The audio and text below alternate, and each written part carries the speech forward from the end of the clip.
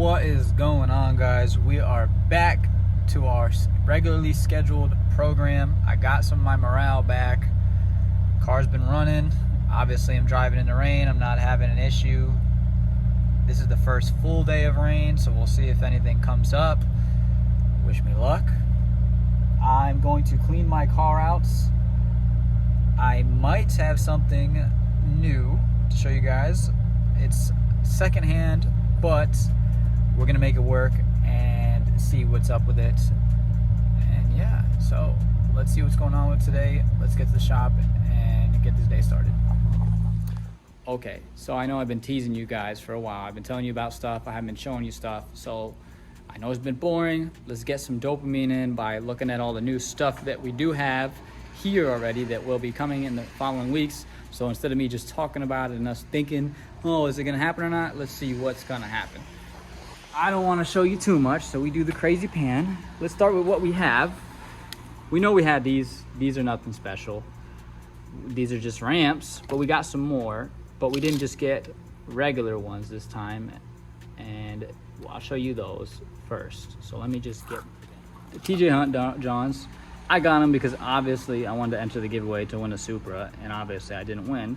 But I also needed a second set of these because not being able to put all four wheels up makes it much harder to get the car in the air, as well as we're going to be lowering the car. So I'm going to need all four wheels in the air. The cool thing about these, they come with these little rubber things so they don't move, unlike the other ones, as well as they come apart. So you can literally take this off. You can put this on there.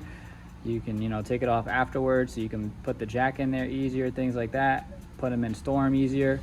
This is a nice, sick piece. These were 50 bucks, totally worth it.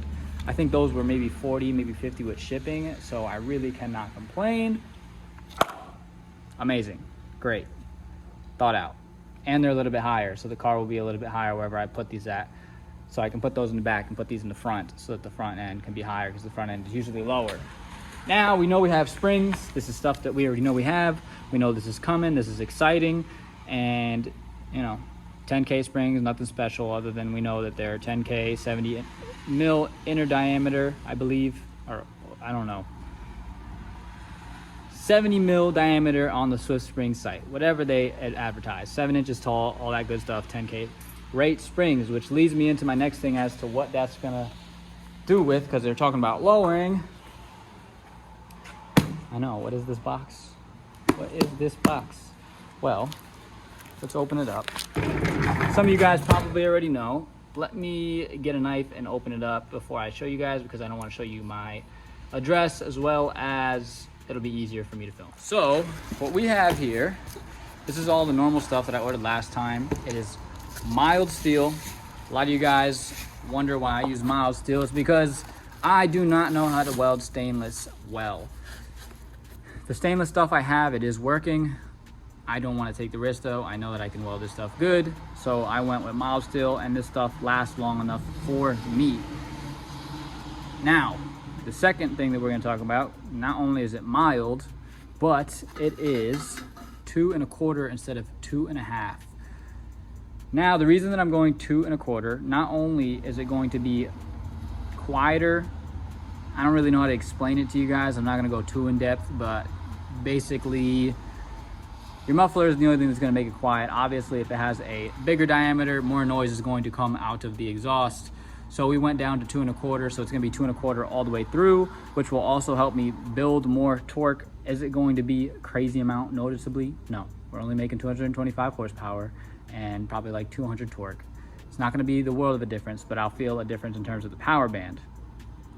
So I'm doing this mainly for noise, as well as being 2 1/4. It will be easier to tuck up into the chassis, which means that the car being low will not be an issue for the exhaust. Now it will just be the matter of making sure that we're not hitting chassis rail when we're going over bumps and things like that. So at some point this will be coming. I will be putting all of this together to make a new exhaust setup. That means that we have another flange. This is a cheapy one from eBay. I really should have went with Yoda Shop. Shout out Yoda Shop. They make better bungs than this. This one's decent. It's just overly sized. It'll do the job. It's just gonna take more work and welding. So that'll be for my O2, you know, weld that on there. This is a massive one, especially for this 2 1/4 too. But we'll make do with that. As well as we got a flange, 2 1/4 flange. And this is for the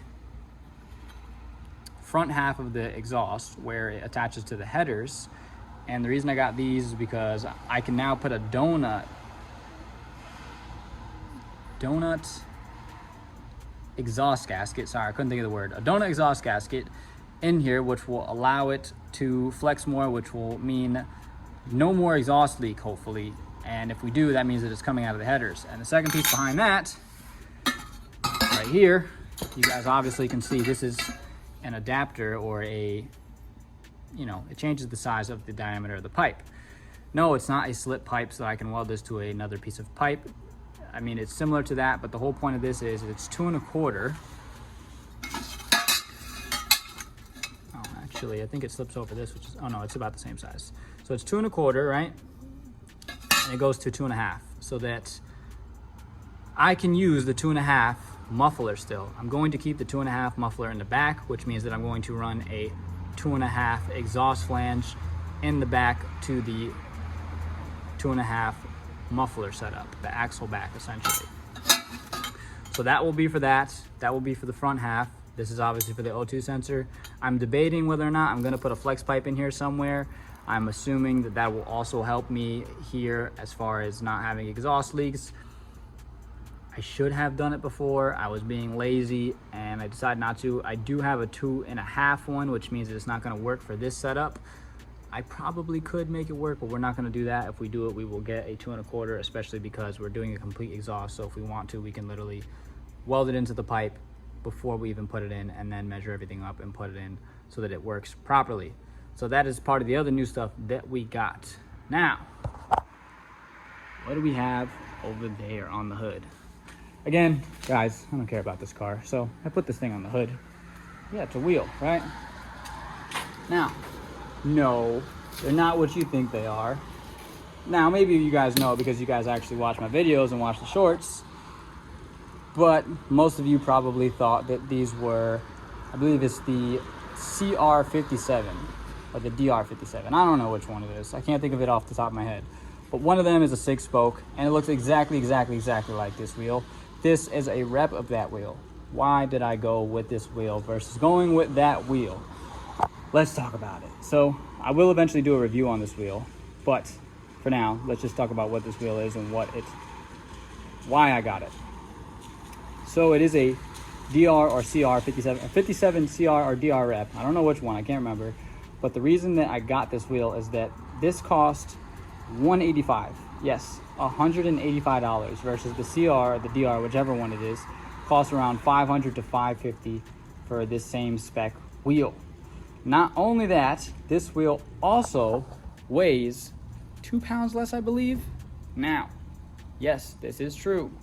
It is JW and VIA certified, which means that it's a good wheel and that it's Japanese spec. Although, the reason that the other ones are a little bit heavier, I believe, don't quote me on this, but I believe this is the reason, is that they are R1 spec. Now, if you're Japanese and you're racing in an R1 spec division, then these wheels may not pass that spec or the test to go on the track. With that being said, this wheel is lighter, but technically it's not as good as the other wheel if you're racing in an R1 spec race, competition, regulation basically. So for the road and for the purpose of being a light motorsport wheel and fair priced, this is an amazing wheel, amazing price, and you get some decent looks, some decent offsets, some decent paint. I mean, we just got it, we don't know how it's going to age. I've seen them on a bunch of drift cars already. I've seen them running good, and yeah, so this spec right here is a 17.9 plus 20. Yes, 17.9 plus 20. We're going back to double staggered. I know there's no other wheels here right now. That's because the other ones are coming. I just wanted to get this one first before I ordered the other 17.9 and decided what I'm going to do. Looking at the car some more, I don't mind if it is a little bit lower. I'm worried that it's going to be too low Now it'll be drivable low, but it's more of a headache basically. Did I want to deal with the headache was the question. Now with that being said, remember, y'all know I run some stretch tires, and then I'm gonna run some stretch tires on that setup. What does that mean? That means that I'm gonna have less clearance as far as like going over bumps. Car's gonna be way lower, and it's gonna have less grip. Now I'm looking for less grip because I don't make a lot of power. The front doesn't matter as much. Honestly, I probably am gonna need more grip for what I'm putting the tire that's going on there. I don't know, we'll find out and cross our fingers. The good thing is that I'll be able to actually, I know it's stretched, but I'm not gonna be too worried about it. I'll be able to lower the pressures if need be, because I've been running around like 30 versus the rear. I've been running at 40. And again, this is because it's supposed to be drift spec. I'm trying to get used to driving the car that way as a daily. Does it feel sketchier? Yes, you get less grip. That is the intention, but it's been drivable and it makes you respect the car more, and it means less speeding on the road, which is good because it keeps you out of trouble. Now, with that being said, what we're gonna do for specs is 17.9 plus 20 in the front and 18.9.5 in the back. So like I said, double staggered. Now for tires, we're gonna go down a lot. Now it doesn't seem like a lot, but I'll explain why it is a lot. So for the front, it's gonna be 205/40 R17. So right now we're running 225/40 18. So already we're going down an inch in size. It's not gonna be an inch in size of tire, it's gonna be an inch in size of ride height essentially, because it's just the rim getting smaller. And then as well as we're going in 20 mil less on the width, which also is gonna change that 40% down to a smaller height of tire. For the rear, right now we're 235/40 18, which is a really fat tire compared to that 205/40 17.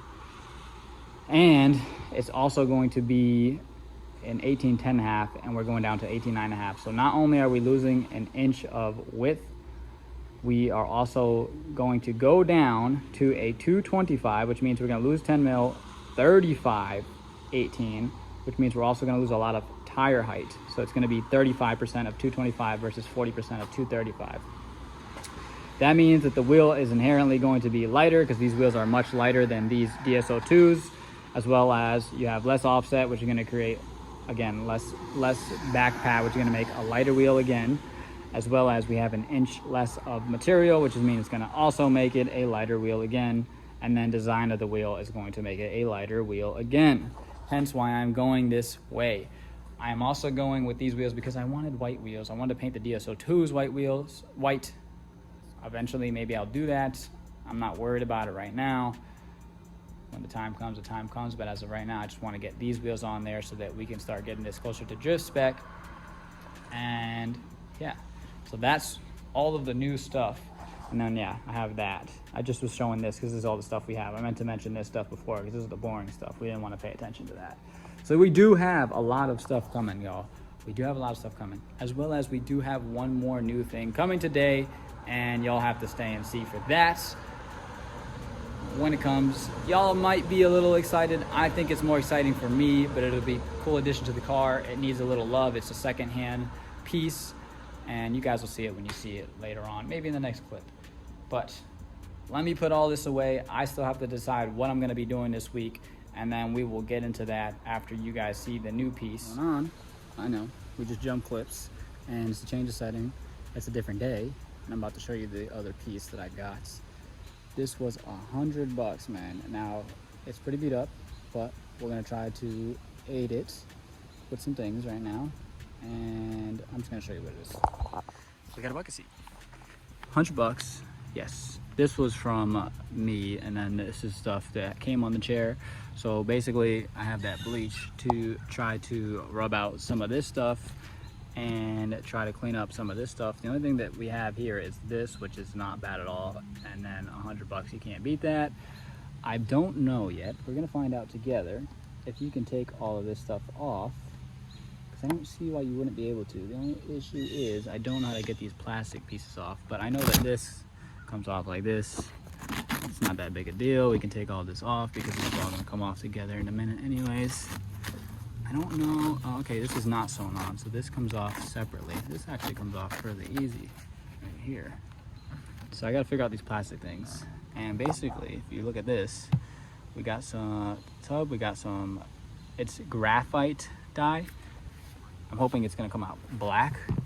I was gonna do another fancy color. I'm also thinking about getting them maybe upholstered, because I could literally take this to an upholsterer and they could do it. And I got a guy that could possibly do some custom stuff, but I'm not too worried about that. I mean, the whole point of getting this seat was $100. These things go for $450 new. It even came with a seat rail. This is not for my car. I'm hoping that maybe I can make it work. It's for a Hyundai, but I don't see why I can't weld some stuff up and make it work. So we got a seat rail, we got a seat for $100, man. This is a nice little steal. It's a little ugly, but we're gonna try to make it less ugly. I don't mind the pink. I'm not really like, I don't care.